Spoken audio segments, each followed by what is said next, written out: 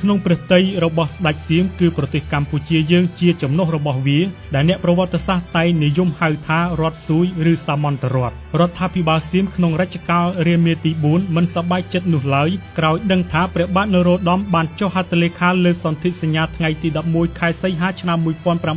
1863ជាមួយបារាំងពលគឺគេបានខិតខំប្រើគ្រប់មធ្យោបាយរារាំងនិងបានគំរាមកំហែងលើព្រះបាទនរោត្តមថាប្រទេសសៀមនឹងអាចតែងតាំងប្អូនប្រុសរបស់ព្រះអង្គឲ្យឡើងសោយរាជជំនួសនៅប្រទេសកម្ពុជាវិញគឺព្រះអង្គម្ចាស់ស៊ីវុត្ថាព្រះអង្គមានបងប្អូន3នាក់អង្គឌួងណាស្រីនរៈរាជហ្នឹងបងគេបន្ទាប់មកបានស៊ីសវត្តបានស៊ីសវត្តថាហើយបានចាប់ស្រីនរៈរាជយកទៅបាត់តាំងពីទូចហើយសម្លាប់ហើយរួចហើយបាននាំយកនរោត្តមហ្នឹងមកវិញថាព្រះអង្គជាស្រីនរៈរាជអញ្ចឹងបានស្ដេចខ្មែរស៊ីសវត្តថាហ្នឹងមិនព្រមទទួលស្គាល់ទេព្រោះបងប្អូនគេនៅស្គាល់នេះច្បាស់ហើយអញ្ចឹងបានបារាំងនៅថៃហ្នឹងសម្លាប់ស្ដេចហ្នឹងទៅ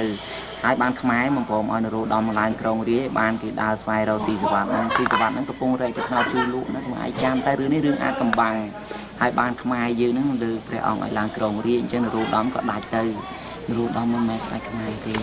ហើយខ្ញុំនិយាយនេះមានន័យថាចង់ប្រាប់អ្នកទាំងអស់គ្នាថាអ្នកទាំងអស់គ្នាលែងខឹងព្រះមហាក្សត្ររបស់ខ្មែរការពិតព្រះមហាក្សត្រទាំងអស់សពថ្ងៃមិនមែនជារបស់ខ្មែរទេ